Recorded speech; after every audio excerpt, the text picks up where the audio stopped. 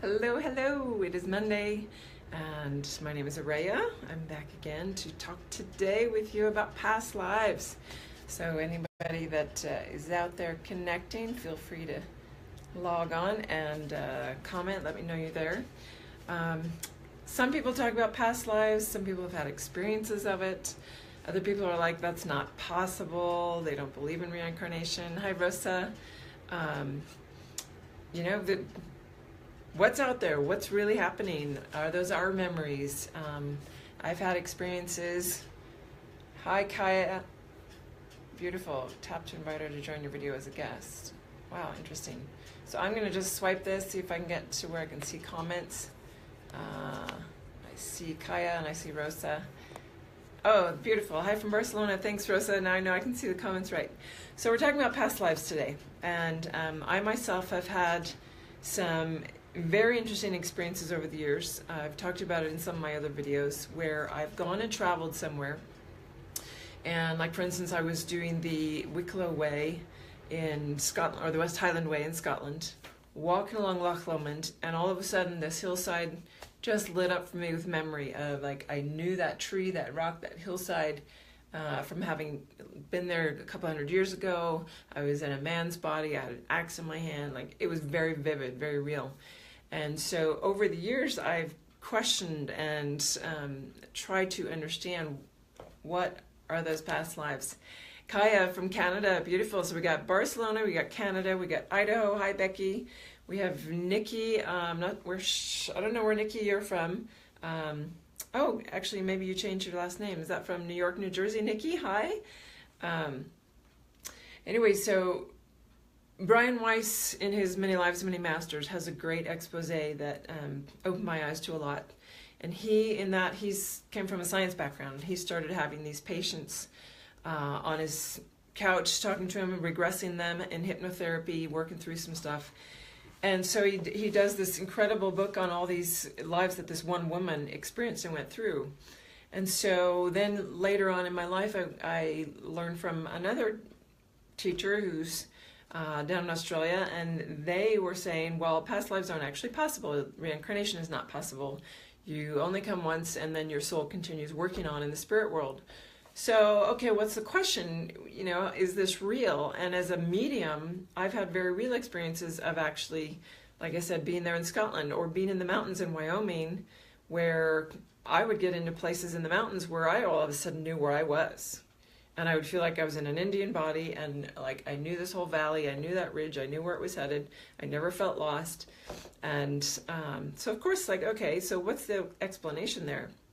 So I want to discuss three potentials because, you know, is it something we're going to know for sure before we pass and can really understand the truths of the universe? Because in this body, everything that I know and understand is from my filtered perspective, my wounded filters. So I can only know so much until I clear some of those wounds and heal them, and then my filter gets more aligned with love and truth, and it's more accurate. But until that point, you know, are we really going to know? So, okay, first case scenario, they are past lives. We've been here over and over again. We're coming back working through karma. We're trying to elevate ourselves to the next level of growth.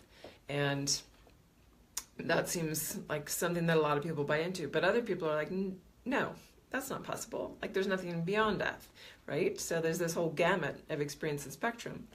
So I want to throw some theories out there just to get you thinking, because what if, as a psychic medium or empath, all these memories and information I'm getting are really just the fact that, and this was what this one teacher down in Australia was trying to say was happening, there's a spirit with you who is so excited that you can hear them or see them or feel their energy, and they want to talk to you, they want to share their information.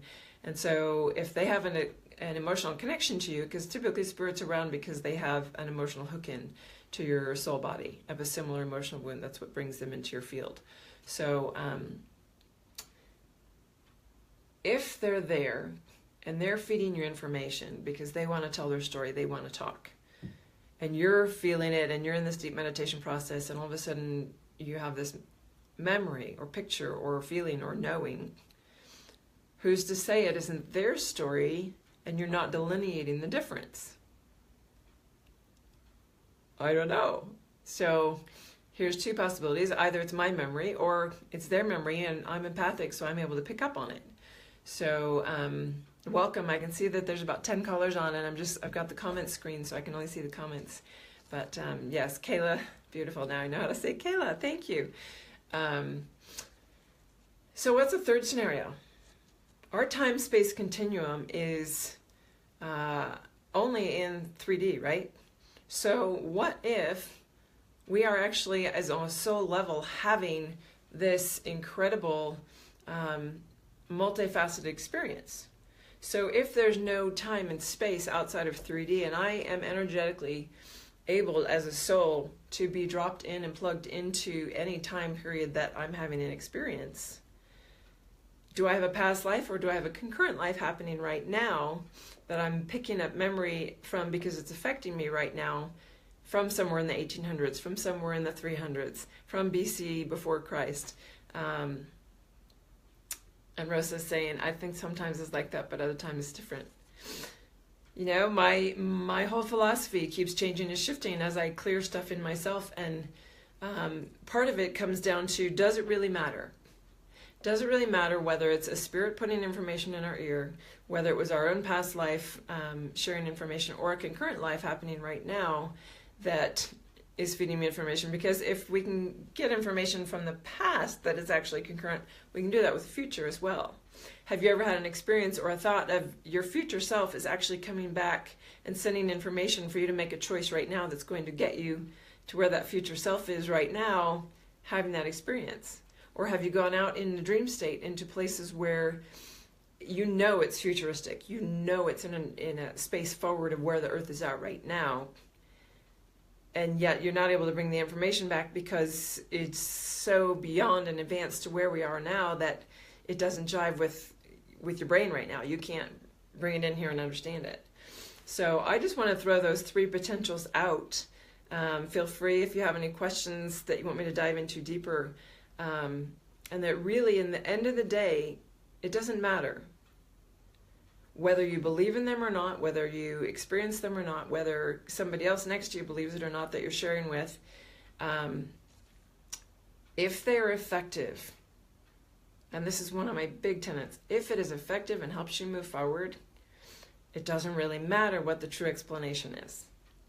So take the information as it comes. Take it with a grain of salt, knowing that there might be a higher truth as you grow and evolve on your path. And then know that that information is coming in to move you forward. So whatever memory association, whatever emotion is rising, there's a reason for it, and your soul is calling that information forward to help you grow right now. So let's see, Kayla is saying, I wonder if in that case, because some empaths know the difference between their experience from another, if they could tell if the memory is theirs.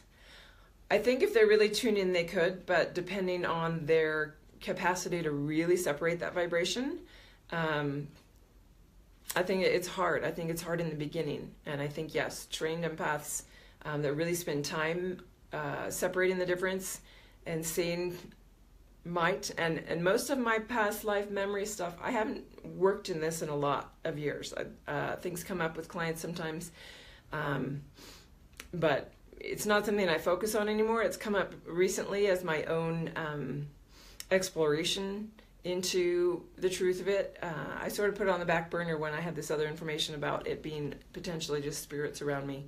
And so it got me into a space of internally examining, all right, were my experiences real? Was that real that I was on the side of this lake and experiencing, whoa, that was me like 200 years ago, and I really did all these awful things? Because it very, very much felt like, whoa, I was here. But I could also visualize and see that it was a male body and very ferocious, and I do have that bloodline. So what if it was just one of my blood ancestors that, because of that blood relationship, it feels more like mine? Yeah, sometimes it may be too intense, though, I suppose. I think some of them can be, Kayla, especially when the memories that we're accessing are super painful. If they're super traumatic, like you go back to being burned at the stake or tortured or any of those like sort of end life or extremely traumatic, physical, painful experiences. I do remember having an experience visually in a meditation just coming in when I was in Egypt, and actually feeling myself have these memories when my hands were white from that disease where you have no pigment in your skin. And I worked in the market, and it was a really traumatic thing because I had to always try and hide my hands so that I wouldn't be considered like a leper and sent away. And sometimes that got brought up again on a trip. And I've had other memories like that come up that weren't on trips. They were just in very deep meditations and group work. But yeah, I'm just bringing it up for food for thought, for your own exploration as to what do you feel is going on, because it's really important that whatever any teacher ever says to you, whatever teaching is brought forth, that you see what resonates for you, and you take the pieces away that your journey is ready to take away now, and take the piece that's going to help you move forward. Other pieces might come later, other understanding and clarity might come in later. And so for me, I think what I'm looking at right now in my journey is the most prevalent of the three for me is the time-space continuum, all concurrent happening now. And that I can actually, in meditation space, step out of time-space and go into those lifetimes and heal things that I'm working on now in those lifetimes, which makes all of my experience here on the planet to a higher vibration, which I think is what we all are aiming to, or aiming towards, not only for the healing of the planet, but for our own personal journey of healing. So let's see, Rosa says, what about remembering and recognizing people from other lifetimes now? Exactly. And that was, I think, one of the things that started me off after reading Brian Weiss's book, questioning, oh my gosh, when you meet someone and you feel like you've known them forever, and this whole feeling of like a sisterhood bond or like a lover bond, or an immediate attraction of why do I feel like I know this person? I've got friends from France and Australia actually in both my times there, and actually a group of Turkish women. I went to an event, an activation with Solara, with an 11/11 thing, and there were probably 20 women or so from Turkey. I swear to you, I felt so bonded to every single one of those women, I couldn't explain it. I don't know if it was culturally, just the way that they resonate and are open with a sisterhood or what, but every single one of them felt like a dear sister to me. And it got me thinking, okay, are they like part of my tribe? Are they, I feel like I've had lifetimes with, in that Eastern bloc of Europe, Hungary, Bulgaria, over in that region where like the whole gypsy music and that whole lifestyle was abundant, because gypsy music transcends me, and so there's these pieces of myself that, why do I like that particular kind of music? Is it because I remember it on some level? Is it because part of me is experiencing right now in another level that experience? And yes, Rosa, with recognizing those other people, and here all your doubles. Rosa's bringing in a very interesting point here. Is there potential, if we're living concurrently in these different experiences, that we actually have a concurrent life happening here on the planet? We just haven't crossed paths with ourselves yet, or maybe we have and we're recognizing a piece of ourselves in someone else. So all these theories and possibilities, I'll be honest, I don't know the answers hardcore. I don't know if I will in this body in this lifetime, but I find exploring it absolutely fascinating, and just wanted to sit and have a conversation about this today. So I don't know if Celtic music does that for you. Yes, Kayla. And Celtic music, I almost felt like I've taken up Irish whistles, tin whistles, and I've always wanted to learn how to play the fiddle. And so at 45 years old, I finally started taking fiddle lessons and practiced for 2 years before having my son, and I haven't picked it up in 3 years. But when I was in Ireland, it was so natural for me to be sitting. It's the only instrument I've learned to play by ear.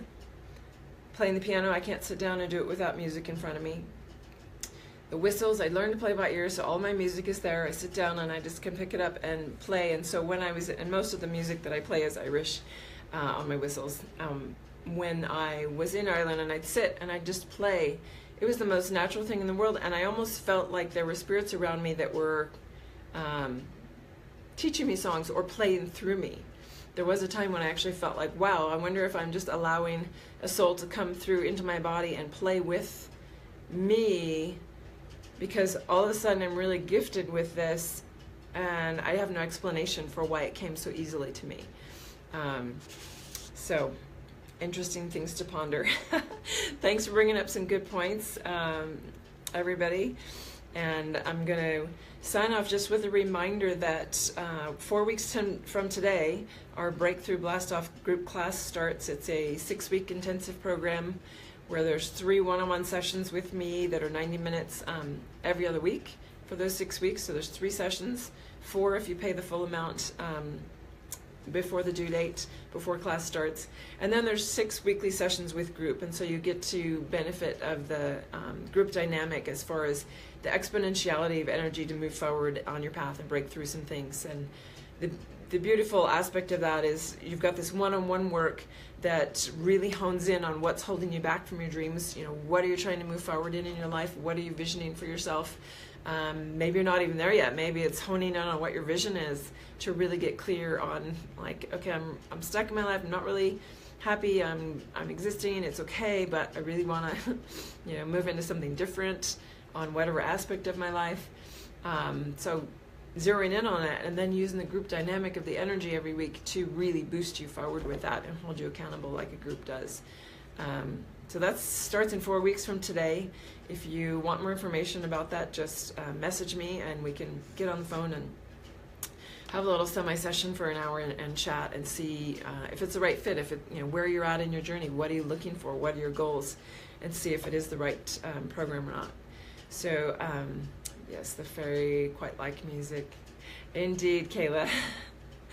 And I loved over in Ireland that everyone, you know, when you go to a pub here, everybody's sitting there drinking and hanging out, whatever. And over there, there's always a group that just does a sit-in and brings their instruments and takes turn, you know, initiating songs that they want everybody else to jump in on. And I love that part of the Irish culture. I do have a lot of Irish blood in me, so I definitely resonate with that culture and that music. So wonderful. I'm going to leave it there. Have a beautiful Monday. Thanks so much for tuning in and joining me, and we'll see you next time. Bye.